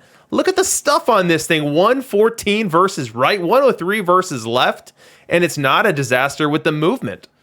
And the control's really not that horrible either. This is effectively Freddie Peralta, but better. And coming with the extreme fly ball profile as well, which is going to lead to low BABIPs. This is great. I love this card. I want this card in my bullpen yesterday. Yeah, it's phenomenal. I hope this is the card that makes J-Ronk stop running DeMarcus Evans in bronze. This should be your closer. It's just absolutely out of this world stuff for a bronze card, and the movement's good, and the control is almost passable, right? So I think that with the extreme fly ball, this is just a top-end bronze card. You see a card with an overall lower than its Bendex, and you know something's good about it, right? Something's funky. Overall of 69, Bendex of 71. Now we move on to the silver card. Bendex of 75 on this. So Joe Nathan giving back a lot of that stuff. He's doing it in exchange for movement. He's doing it in exchange for control. How well do you think this Nathan fits into silver?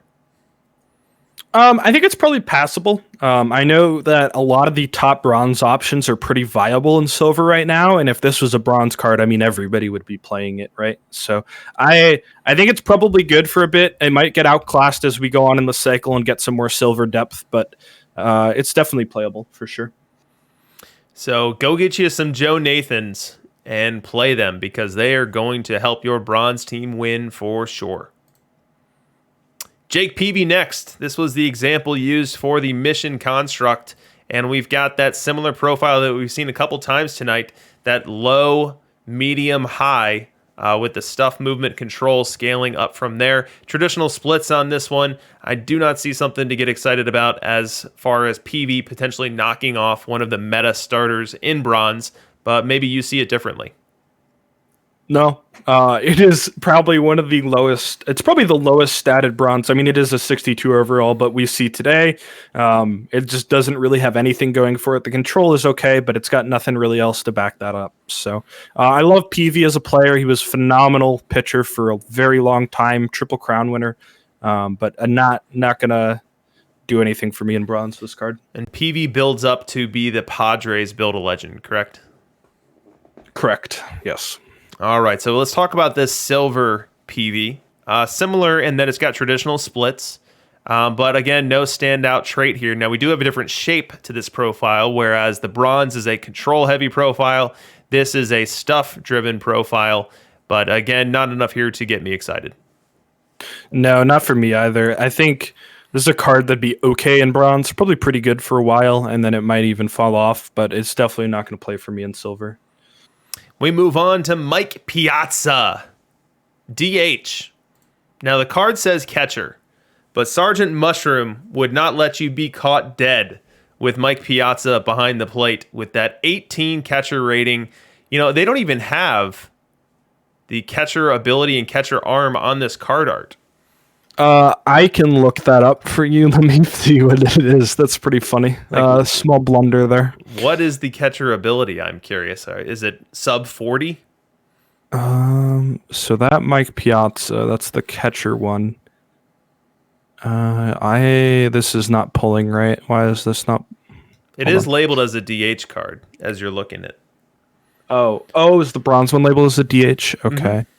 It is a 33 ability, 38 arm. 33 ability, 38 arm, so completely off the table as an option there. So you would have to be so enamored with this bat that you are comfortable deploying him as your DH both ways, and the bat profile is just not there. Contact isn't high enough for that. The avoid K isn't high enough. The I isn't high enough. I would need to see something like that Pete Rose build that we're going to see later today, or maybe a Jose Martinez profile that is balanced for both ways to be inspired to include a team like that into my build, or a player like that into my build. It's a Bendex of 57. I think this is not one that you need to prioritize. I think it's funny. I'm wondering if these slides are almost auto-generated, because I feel like the outfield ratings are actually better than the catcher ratings, even though it doesn't have stock outfield position. So that just I'm hoping that's the case, because that's pretty funny if so. Now for the silver, this one actually comes with discernible catcher ability of 48, catcher arm of 20. So everything we just said about the card above applies for this one. Do not play him behind the plate. This one will hit more. The versus left profile of this one, even though it is power heavy, has enough avoid K, enough contact where he's going to be able to get to some of that power, and the eye is going to be able to induce some walks to be okay, but nowhere near enough to justify the inclusion on a roster build for that simple short side platoon use case. Yeah, absolutely. V left, it's a little bird heavy. It's not the greatest, and the V right's really weak, and he doesn't catch or run. So, yeah, I agree with what Dogberry said. 48 catcher ability is way higher than you would have expected from Mike Piazza. I almost used him for the multimedia moment in the World Series game against the Yankees when he broke his bat. Clemens fields the bat and then chucks it right past Piazza. That was almost the multimedia moment, but I decided to go with something a little bit more off the beaten path. But we move on from Mike Piazza to Tim Raines, and I really like this card. I like this card a lot. This is an everyday big bat, and it's a big bat in a very balanced way. It's not just going to hit homers. It's not just going to get singles. It's not just going to have a decent BABIP here. It's going to do it all, with the exception of over-the-fence power. It's going to drive a ton of OBP with his walks. It's going to have a very strong BABIP, and a lot of those balls in play are going to fall for extra bases with the high gap power that we have here. And in addition to that, it's a switch hitter. So the pitcher is almost always facing the offhand, and therefore the at-bats are being contextualized versus the weaker side for the pitcher. Now, defensively, nothing to call home about here. This is a pretty average corner outfield profile here. You can definitely find better. You can definitely find worse. Base running, nothing to call home about here either. But this card's going to slap. Do you agree? I actually have this card as the highest on-base percentage of the night, higher than the Pete Rose card. Ooh. I am very, very high on this card. I think this has to be your left attention, it's meta. Has to be your left fielder. You heard it here first. Now, what is that on-base percentage you have? And I'm sure it's contextualized to main league play, but go ahead and drop it on us. It is contextualized to open tournaments. It is a 319. The second highest is the silver Pete Rose, actually. So 319 is what Kidneys projects this to do in open tournaments facing the best cards in the game. Now, what is he going to do to the rough arms that you see in bronze? I think it's going to be something beautiful and something great to behold, and I can't wait to get Tim Raines, put him into my left field, lock him in there as an everyday player, which with bronze builds, platoons and roster crunch is a very real thing. So being able to just have someone you set and forget and can count on their contributions is a huge asset. So go get you a bronze Tim Raines and don't look back. Also, just a note quickly, Tim Raines and Pete Rose are switch hitters. This card is even better than it looks right now. It's crazy. You got it. We move on to the silver. The silver actually comes in with a lower Bendex. Ben, tell us why. It just hits worse. So Bendex, again, is offensive only. I mean, if you look across the board offensively, the only improvement is left-handed pitching. It's got gap and eye, and there's a small power buff, but that's just, you have less contact. You're just going to take that out of the BABIP. It's going to run pretty well for a silver card. Not a great main league running profile, but I assume 97 is enough to steal some bases in silver. But then we look defensively. It's worse than the bronze card because it is down 5 range. And I was looking at arm and error, and they still mean basically nothing in corner outfield. So I am very low on the silver Tim Raines. As high as I am on the bronze one, I would probably rather play the bronze and silver than I would play the silver and silver. Ooh, you heard it here first. Bronze Raines OP better than the silver Raines. We move on to Hanley Ramirez, and we start with a bird profile card. You see that the card art has been taken over by the bird logo, and I just don't really love anything about this card. First base, you really need to hit. We have first basemen in bronze meta right now that are really mashing the ball. We've talked about Baum, we've talked about Mountcastle, Pavin Smith, Yuli Gurriel. This card is not going to hit with those guys. I don't think it's going to even be close. And there's no speed here to feel great about. So I think this Hanley is just a pass for me. I agree. It's got 41 BABIP, which is only one worse than Hack Wilson. So it doesn't hit for contact at all. So if you're looking for raw power options in bronze, I think you could probably find better options out there. And it doesn't do anything else. So not a fan of the bronze Hanley. Now, the silver one gets a bit more interesting. The shape of the card is a lot more attractive. And by shape, we're talking about the relationship between contact, power, and avoid Ks mostly. I and gap definitely have something to say about it. But we're scaling down from contact here. If you avoid or if you ignore the outlier gap power that we have, scaling down, power's lower, avoid K is lower. So the BABIP is not nearly going to be the same problem. We also have a good speed profile, but kidneys. We've got significantly more speed than stealing. What does that mean? It means you get caught stealing a lot. So speed is how often you run. Stealing is how successful you steal. Base running is how successful you go to the next base. Like if you're rounding second for a triple. It also helps with some decision making, I think, whether you like tag up and whatnot. I'm looking at this card, and I would rather play the bronze Tony Fernandes at shortstop than this silver Hanley Ramirez. Ooh, it's a better hitter, and it's better defensively. And neither of them run. So I would actually play the bronze Tony Fernandes, I think. Yeah, so talking about the speed here, this is really the equivalent of the basketball irrational confidence guy. The dude that wants to take the last shot of the game but's never going to make it, but definitely believes they are. Hanley's going to be out there stealing bases or attempting to steal bases left and right and getting thrown out left and right. And so cards like this, you often have to tone down and really extract no value from what should be a valuable profile for base running. So I am with you on the Tony Fernandes comp. I'm with you that you won't be able to get much value out of this base running profile for Hanley, and it's just kind of a miss.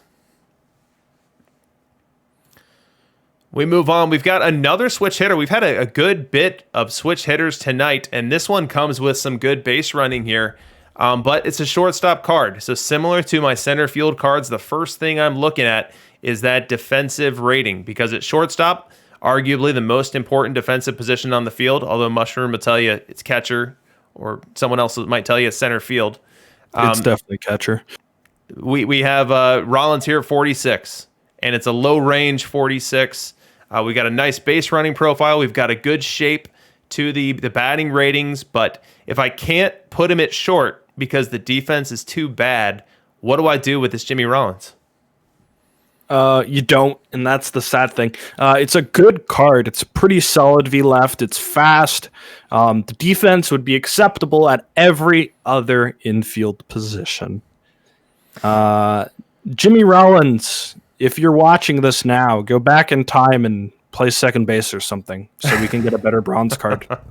Yeah, this card would be very interesting at second base because the base running would be a huge value add. The versus left hitting profile would certainly be great. The versus right acceptable, and the range error arm TDP profile all acceptable. It's just as currently constructed with no defensive flexibility. I can't endorse this Jimmy card. We'll get a sad trombone on that one. Now for the silver, this one only bumps up 1 on the Bendex from the bronze being at 57 to the silver being at 58. And the batting ratings here just leave me a bit ill as I then jump over to the defensive ratings and don't really see much of a better story. So my complaints about the bronze card are different than they are about the silver card, but I think they are equal in terms of their playability in their respective metas. I would disagree with the Bendix here. I think it's a worse hitter than the bronze Jimmy Rollins by a bit. Wait, you can't disagree with the Bendex? You are the Bendex. I am the Bendex. I get final say. Fielding is a little better. Stealing's a little worse. Just overall meh. I mean, it's a 71, right? It's hard. I think the overall improved a lot this year, and it's actually hard to me to see these lower overall cards to play. I'm really interested, though, what 100 Jimmy Rollins looks like. I don't think Rollins was ever the best fielder, but, I mean, if we get something halfway decent with a switch hitter with his speed and bat, it could be pretty cool.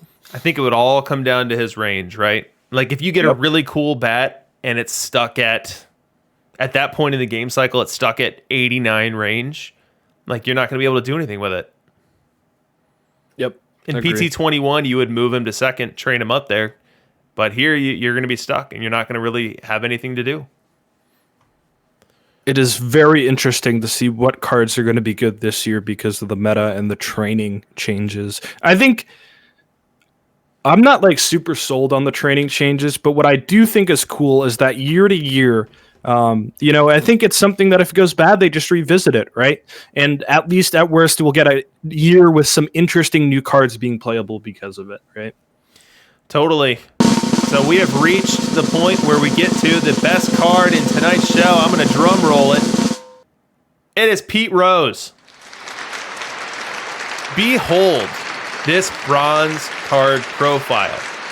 When I first saw it, I actually couldn't believe it. I couldn't believe that a card this statted and this good could be in bronze. Avoid K off the chart, gap power off the chart. The contact is probably what allows it to stay within the bronze realm, and as well as the horrible defense. So this is a DH, but one that I think is going to just hit a ton. It's going to have a very high BABIP. It's going to be batting over 300 and a switch hitter. So getting the softer side of most pitchers, I think this Pete Rose is absolutely a must-have. So really interestingly, when I do my prep, I put everything into my hitting compare tool on my sheet. And Pete Rose, the cards are all sorted blue to red, bad stat versus good stat for each of the individual stat. Pete Rose is literally blue in everything but power. He is the best card of the set in almost every single measurable statistic. Attention, and the it's same meta. holds true for the silver card. This card is just absolutely bonkers. It is going to absolutely smash bronze pitching.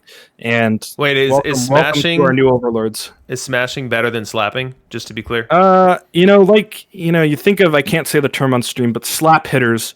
And then you get a smash hitter. Most of the old school baseball players prefer smash hitters. So Sure. Yeah, super cool card. I think that this is your everyday DH until proven otherwise.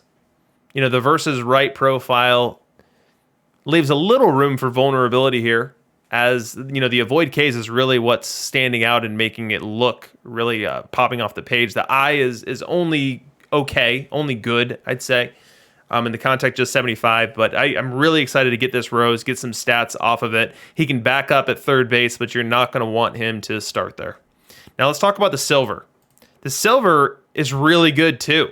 Oh, by the way, the bronze was my favorite of the set. The silver's really good too. Now, less extreme in terms of the ratings. We don't have the super low power, the super high avoid K, but he's still a switch hitter and still one with a very strong BABIP. And oh, by the way, this one can actually be placed in the field without needing to shield them with over-aggressive shifting. Second base at 49, probably not recommended there, but a very solid 56 out in left field. So you think this Pete Rose has just as much playability as the bronze one? Yeah, absolutely. I think this is probably as good as you're going to get in left field and silver right now, especially V right. It's got that crazy bat, and then V left, you're like, wow, it's barely worse. It might even be better. His switch hitter is going to mash both sides of the ball. There's just a little bit worse speed. He's not really going to run the bases like the bronze, but I think overall, it's funny because if this silver doesn't exist, I think Pete Rose might be the best silver hitter in the game, the bronze one. So I think this card is definitely better by a bit, but it's funny to me because it's literally blocking the best bronze hitter being played in silver all the time. So I think what this card's going to do to left-hand pitching is going to have a discernible impact on the meta choices in starting rotations. Like right now, we have a lot of teams rocking 3 lefties. And this card is really going to I'm sorry, going back to the bronze one. I get distracted easily. This card is really going to hurt left-hand pitching. It's going to have a really high batting average. Those singles are going to turn into doubles rather frequently, and it's going to walk a good bit. This is really going to be a thorn in the side of left-handed pitching. And oh, by the way, it's a good base runner too. Yeah, he's going to, with that gap in that base running, this card is going to hit all sorts of doubles. It's just going to, it's extra base hit and its slugging are probably way better than I have projected. So I'm really excited to see how it just completely changes the bronze meta overnight. Yeah, Zero Silence asking if that same effect would be in play for the righties. I don't know that I'd go that far because the contact's a lot lower here. The I is a lot lower. The avoid Ks is a lot lower. So I think that Pete Rose is a legend versus left, and I think he's going to be really good versus right. We move on. We've got the first Angel Fish that was great. We'll be talking about Mike Trout later, but first we talk about Tim Salmon, and I can't get excited about this card. It's kind of a little bit of a letdown period after talking about the hype that was Pete Rose, but really there's nothing here. We've got a corner outfielder with average defense, no base running, and no reason to believe that he's going to hit. Yep. Well said. Moving on, we've got the silver, and kind of the same story here. Now, versus left, we've got a blue eye, so we've jumped up in the stats here to be taking a bunch of walks, but the BABIP's not going to be too friendly on this one with the contact being so much lower than the power. So even as a short side platoon, I think you're going to be able to do better. Yeah, I agree. I think there has to be better short side platoon cards than this card, especially in a corner outfield spot, which is a prime slot to hide a hitter. There's no way this card is going to make a dent in silver. Yeah, it doesn't really have anything going for it, sadly. Maybe the gold, diamond, or 100 will redeem Tim Salmon. I think Tim Salmon's a really interesting, cool player, so I'd be really intrigued to see how that perfect shapes out. Next, we've got Rhino. Round of applause for Chris Jardine on this one. Picking an absolute legend to represent the Cubs. Couldn't have picked it better if I had done it myself. Now, the stats on this one might have a little bone to pick there because there's really nothing about this bronze card that I love. Sandberg, known for his incredible defense, is not much of a defender. Sandberg was a base stealer earlier in his career, this is, I believe, his second year in the league, and he's just okay there. Not quite as good as a lot of the base stealers that are already in the level. And then offensively, it's just kind of meh. So this is a cool selection on the player, but the card itself is understated to the point where I don't think there's an argument to make to get Sandberg into your lineup. No, certainly not the bronze. It's just a little bit too low on contact for my taste. If it had, another 10 points in contact, it probably would be pretty respectable. The issue is it's at a position that's going to be competing now with the no longer DH Luis Arias because of the Pete Rose card. So it definitely doesn't beat him out until he gets live updated to a silver, hopefully. The silver is interesting to me because I don't think the silver is better than Luis Arias. I'd be interested to see what you think on that. But I still think Luis Arias is actually a better second baseman than the Silver. I mean, this card I think is going to hit lefties a lot better than Arias will. So it's just a matter of percentage of plate appearances, depending on where the meta is at a given time. I think right now, where you have a lot of rotations, 3/5 left-handed, you could argue that perhaps Sandberg would be this 73 Sandberg would be the play over Arias, but I could see the counter argument as well because Arias is going to bat 315 overall and probably 335, 340 versus right. And that's hard to beat, especially late in games when these lefty starters get taken out of the game and a middle reliever comes in or a closer comes in and you have a high leverage at bat. Arias is going to be an asset in that moment.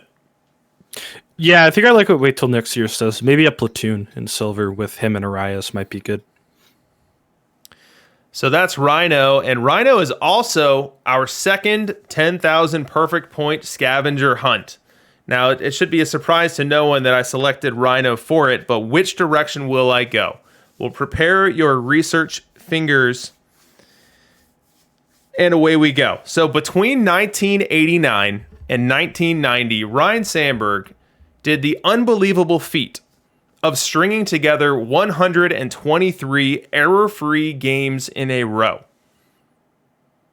That included 582 error-free chances consecutively. Now, who hit the ball that resulted in him making his first error and breaking that streak? Who hit the ball that Ryne Sandberg misplayed and turned into the first error to break that streak? Bad Weave has it, and man, he didn't even need to research it. He just knew it off the top of his head. Eric Anthony is the correct answer. And the sick thing about it is this was a ground ball to first base. Eric Anthony hits it to first base. It trickles off of Mark Grace's glove. If Sandberg just fields it and eats it, it's an infield hit, and the error streak continues. But he tried to make a play. He thought that he could throw it to first. He thought that there was a play to be made there. The throw went errant. Eric Anthony goes to second base, goes in as an E4 in the scorer's book. Error streak over. So who had it first? It was Bad Weave. Go ahead, DM me on the Discord with your Perfect Team username with the appropriate capitalization, and we will get you 10,000 perfect points for your trouble. And thank you to everyone for playing. Did you say that your favorite Gold Glove player, Mark Grace, made an error? No. He was way better. So Mark Grace was making a play himself. He was overextending himself. He was trying. This would have been the multimedia moment if YouTube had it. I couldn't find it anywhere. But Grace just got the tip of his glove on it, deflected it towards Sandberg, and that's why it wasn't an error on Grace, but rather an infield hit for Eric Anthony. The error was because the errant throw got Anthony to second base. So Grace comes out unscathed, and all of my complaints about his first base ratings remain intact. Okay, just checking. All right, moving on. We've got Adam Wainwright, and he'll close out the set. We've got an extreme ground ball profile here and a very nondescript profile, just kind of blah. High 50s stuff, low 60s move, low 50s control. Nothing really standing out here. You think this Wainwright plays? It's pretty...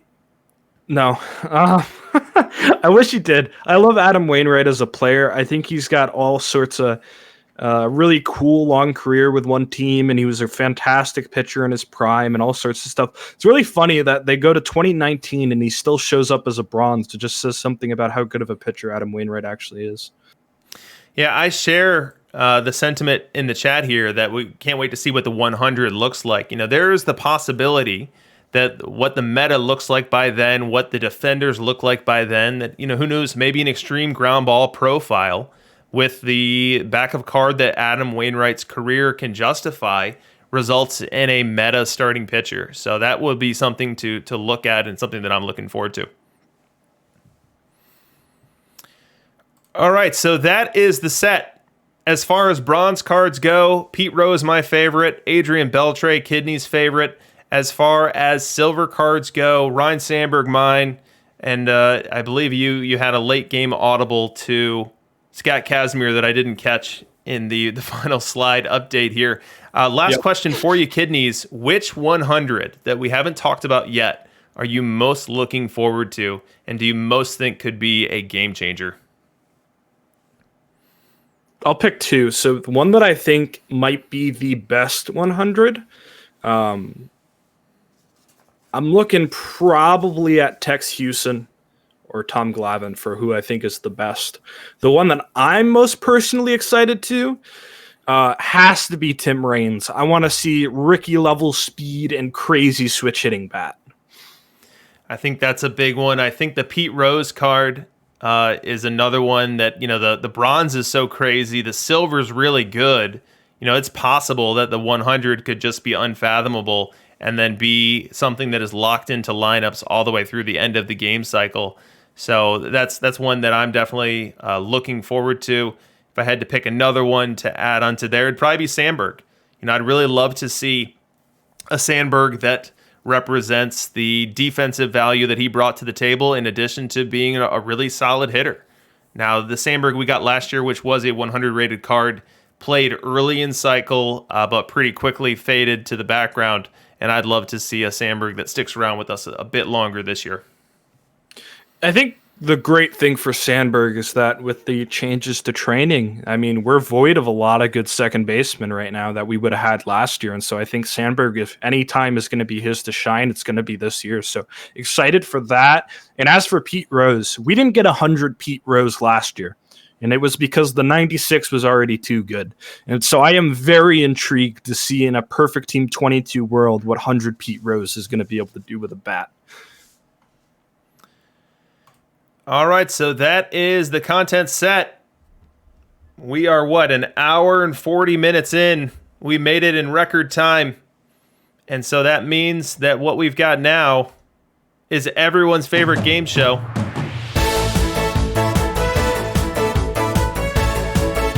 Kidneys dance. I love how you immediately mimicked exactly what I was doing. I was looking at you on the screen right when you did it. I'll come up with some new moves for next week. That was not scripted. All right, so how does OK Boomer, OK Zoomer work? Well, I'm standing up for the decade of the 90s. Kidneys is standing up for the decade of the 2010s. And we pick different topics and then take turns debating something from those decades. And then we vote at the end to see who did it better. And so the topic for tonight is... What is it? Baseball happenings. And specifically, for the 1990s, I will be talking about the relevance of the 98 home run chase. And Kidneys will be talking about the relevance of the revelation that has been Mike Trout and what he has meant to the sport and what the numbers that he's generating mean historically. So this is a tough one. You guys will be voting at the end, so definitely do pay attention. Kidneys, I'm going to give you the honor as the winner from last week to decide if you want to go first or second. I'll go first. All right, I will put 30 seconds on the clock that you're definitely not held to, but just for production effect. And why don't you hit us with a sick beat? I have no beat this week, but man, I got to talk about my fish man. Mike Trout is so incredibly impactful. Just looking at some of his BBREF numbers, the man could retire tomorrow at 29 and be a Hall of Famer. He's led the league in on-base plus slugging for 6 of his 8 years playing, on base plus slugging plus. Just absolutely unbelievable. The true definition of a 5-tool player and the greatest player baseball has ever seen. Whoa! Greatest player the sport's ever seen. Those are big words. Big words from your Kidneys. Incredible. Well, it is time for a rebuttal, and a rebuttal I will provide. Let's get my timer up. Let's give me a little beat. So, Kidneys, Being a baseball fan is like being in a committed relationship. You invest time. You endure the tough losses, the late nights, the tough stretches of your team. But you do it for the triumphant dopamine that comes from wins, from you know that baseball is going to be there for you. And 94 ruined that relationship. 94 damaged and scarred that relationship. 98 was the therapy that we needed to emerge from it. Fans came back in bunches, and every day the topic was, did Sammy do it? Did Mark do it? All summer long, wanting to know, did either of these guys move towards taking down the Roger Maris home run record? And baseball mattered again. And fans fell back in love with the game, and that love has continued to this day. And without that 98 home run chase, I don't know where we land. I'd say Mike Trout right now is averaging 7 WAR a year. That means every year he plays, he's averaging MVP contention. He already has more WAR in his career than either McGwire or Souza did over their entire careers at age 29. This man is not even halfway done probably with his career, and he is Hall of Fame level. I mean, you can talk about your roid-injected era and how people hit home runs there, and remarkably, Sammy Sosa retired in 2005. I wonder why that was. Bring your hate, buddy. Bring it. Bring it all. Well, you know what else you can bring, kidneys? You can bring your empty stats. You can enjoy them. I hope they keep you warm at night. You know what Mike Trout does? He plays games while we sleep. You know what's going to happen the next time that he wins his playoff game? It'll be his first playoff game he's ever won. He's got 0 meaningful moments. He doesn't have Babe's shot. He doesn't have Bonds' home run record or World Series performance. Now let me ask you this, kidneys. If Mike Trout amasses 150 WAR, but there's no one there to hear it, does it even make a sound? Every year he's played, he's been top 5 in MVP contention, I just noticed. Poll up right now. Who did it better? DRC or kidneys?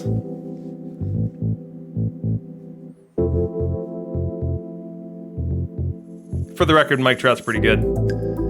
I mean, we got a lot of older fans in here who are going to very fondly remember McGwire versus Souza, but man, if you don't think Mike Trout is literally the greatest thing to ever happen to baseball, just go watch Mike Trout. Literally, every year he's played DRC, I just noticed this, I didn't have this written down, he is top 5 in MVP voting. Yeah, I mean, what he's stat is that, man? He's special. I get it. I mean, he's like God's gift to fantasy baseball, and especially if you're in an OBP league. But we're talking about baseball history. We're talking about saving the sport that was really on the rocks. And Sammy Sosa did it. Mark McGwire did it. And that summer is one that most baseball fans will never forget. I'm saying 100 years from now, if we're still playing baseball, people are going to talk about Mike Trout, and they're not even going to mention Babe Ruth. In 100 years, are we still going to be playing baseball? I don't know, man. Probably be doing it in VR.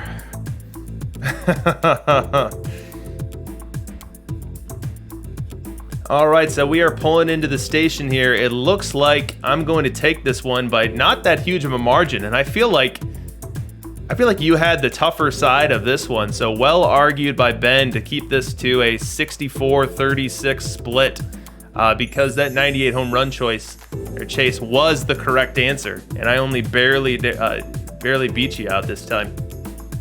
You know what's funny? I thought, the poll was actually closer last week, and I thought I crushed you last week. So I was disappointed looking at that last week and hoping to get some back. I'm sorry I didn't have like another spoken word rap thing. I've been not feeling so great the past 2 days since I got my shot. So congrats on the shot, man. I am very excited to be microchipped by Bill Gates. I've been waiting for this for a long time. I threw out my Apple phone yesterday. I've ordered an Android. Okay, so things are going well. No, I'm so stoked that I got my vaccine and so early because Connecticut's been doing great, and I'm excited to get back into the real world. Yeah, I got my shot a day after you, so that's my first one. My second one will be April 28th, so I am excited to join the ranks of fully vaccinated folks as well. I know that Perfect Team was uniquely impacted by the pandemic. You know, so many people picked up this game that perhaps otherwise would not have, whether they were into fantasy baseball, regular baseball. You know, there was a confluence of factors that led to last year being the explosion that it was, and gave us the opportunity to drive some continuity into PT22. And so far, I've definitely seen that. What we're going to talk about next here, a minute to spin it, is our early returns on the game. I think that it's been an unfortunate worldwide circumstance that has led to an excellent outcome and a wonderful community growing to what it is now, and I couldn't be happier for it. I love everybody throwing out their vaccine dates and everybody celebrating in the chat. I think it's such a cool thing that we were able to get this done so fast. Especially, you know, some of the states where I live. I mean, we've opened it up to everybody already. It's crazy, amazing to me. So just shout outs to that. It's really fun. Totally. All right, so we will close out OK Boomer, OK Zoomer now. So the season record is 2 wins for DRC, 1 win for Kidneys. We will see if Kidneys evens the score next week, or if I'm able to stack a 3rd win. All right, and so to close out tonight, first off, let me say that you guys have been extremely patient, and I'm extremely appreciative of it. We've had some really long streams already this year because we had the absolutely huge live SCs, and we thought that was huge, and then we have 60 cards tonight, so things are only getting bigger here, and it sounds like Chris has something even bigger in store for next week, so we'll see what that looks like. But I'm going to go ahead and open the drawing now, so put exclamation point ticket into the chat, and you'll be entered into that drawing. As this is going, Kidneys and I will just talk for a minute here about the early returns on the game, what our impressions are, what we really like, what we really notice, and really where we see the rest of this game cycle going. Kidneys, you want to go first or second? I'll let off the OK Boomer. I will let you go first this time, sir. Perfect. And I'd say that the first thing I want to say is my overriding emotion, my overriding feeling towards this game cycle and what we've seen already to this point is extreme satisfaction. Like, we didn't know what we were going to get into. There was certainly the risk that decisions would have been made that we didn't like, or that it would feel as if it was a recycled retread of PT21, and that hasn't been it at all. We have a depth of sliders that I could have never dreamed we would get. I'm still trying to figure out what all of them mean. I'm looking at you, the PH Platoon slider. Maybe someone can help me out after the stream here tonight in the Discord chat. But I love that. I love the quality of life improvements, the ability to manage your cards at such a precise level, the ability to do data extracts off of that. That is just hits of dopamine for a data analyst like myself, like you would never be able to imagine, and I've had a ton of fun with that. It's made selling cards a whole lot easier. It's made sorting cards a whole lot easier. It's made finding cards a whole lot easier. Absolutely incredible. The Out of the Park team blew that one out of the water. I would also call out the nuanced differences between what we were experiencing in PT21 at the end and PT22. Defense is playing differently, significantly differently. The cards are statted and the backup cards are rated differently, which is causing different things to be observed. It's causing Hack Wilson to not be an absolute flop at the jump, as some might have suggested. The contact power relationship is somewhat different than what we were expecting. So all of that nuance is giving PT22 this breath of fresh air, this breath of newness, which is so welcome given that I grinded PT21 into dust towards the end of the cycle. It just feels so new, feels so refreshing. I give massive kudos to the team. I love Chris's content decisions to this point. And I'm excited to see where he's going to take it. The mission construct for what was rolled out tonight is really cool. It sounds like there's some other cool stuff coming. So I'm really mostly glowing praise over here. I think the last minute shift to get the opener lineup tweak in there was an absolute godsend, and I'm so glad that the powers that be implemented that. So I've got really nothing but high praise at this point in time. Kidneys, what about you? I have thoroughly enjoyed, as you were saying, the breath of fresh air that's been Perfect Team 22. We can complain a lot, and there's still some things that are broken that need fixing, like fatigue and a few other things that'll probably get patched down the road. But man, is it cool to have this experience shared with all you guys, and there's so much improved compared to last year with the new sliders that seem to have way more impact before, the changes to defense. Perfect draft. I just love playing it. I don't care if people say it's random or whatever. I just think it's fun. So really for me, and especially all the work I do modeling stats and trying to see what's going to be the best and predict things, and me having to change up everything I've done in the past again, I am more than thrilled to be just playing the game and then playing the spreadsheet as I love to do. So I think it's been awesome playing it all with you guys, and I'm really pumped to see what it's going to be like a few months from now when we start getting some of the endgame cards and, we're in Perfect League together, and just seeing how much higher the level of competition is because of all the work we've done as a group together to get better and enjoy the game. So mad props to everybody for being involved and just hanging out with us. It's such a pleasure to get to do this and have everybody else involved with it and come out and support us. So just props to you guys. You make this so much fun. Couldn't agree more, kidneys. Let's go ahead and draw a winner to our drawing. We've got 98 people in there. We're drawing one winner, and the winner is All's Good. First time winner on the stream for Mr. or Mrs. All's Good. Congratulations to you. The way to get those perfect points is to DM me on Discord with your Perfect Team username. Include the correct capitalization, and we'll get you those points as soon as possible. So now that we're done with Minute to Spin It, it is time to close this baby down. Be sure to join us next week. If this was your first time watching, please drop us a follow.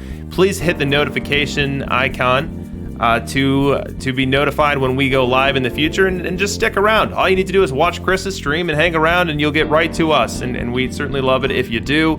Definitely feel free to ask questions in the chat and keep this a free-flowing conversation. As a matter of habit now, Kidneys and I will be hanging out in my Discord afterwards in one of the voice chat channels. You can come say hello, ask any questions you might have, or tell us what we got wrong tonight. And we normally hang around there for a good 15-20 minutes at least, and just chat Perfect Team. So it's been a ton of fun. I want to call out some supporters of the chat. So we had Chuck gifting 10 subscriptions to the community. Thank you so much, Chuck. We had Wait Till Next Year gifting 5 of them. Thank you so much as well. I will be happy to drive you to these silver tournaments so you can stop beating me in bronze. Moving on to the Bit Warriors. We had Crashed SF Giants with a nice donation tonight. Zintali, T-Chuck, and then others that are not discernible from me on my minimized view of Streamlabs right now. So thank you to everyone who supported the stream. That support is critical and much appreciated, and you guys are the best community and will continue to be so. Kidneys, I will hand you the microphone and let you share any closing thoughts or words. I'm just going to kind of reiterate what I was already saying. Get involved. If you're new to Twitch or you're kind of new to the game or whatever, join the Out of the Park Discord, join DRC's Discord.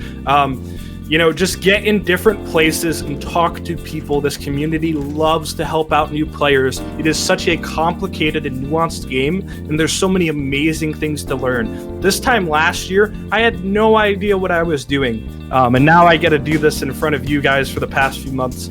It's just a really crazy thing to do. And, getting to learn all that and come up from just being a casual player into trying to play the game more often it's such a fantastic experience if you love baseball, if you love video games. So for sure, get involved, get to know people, ask questions, ask us questions. My DMs are always open for that kind of stuff. So just enjoy it. Have a good time. We're in a good spot right now.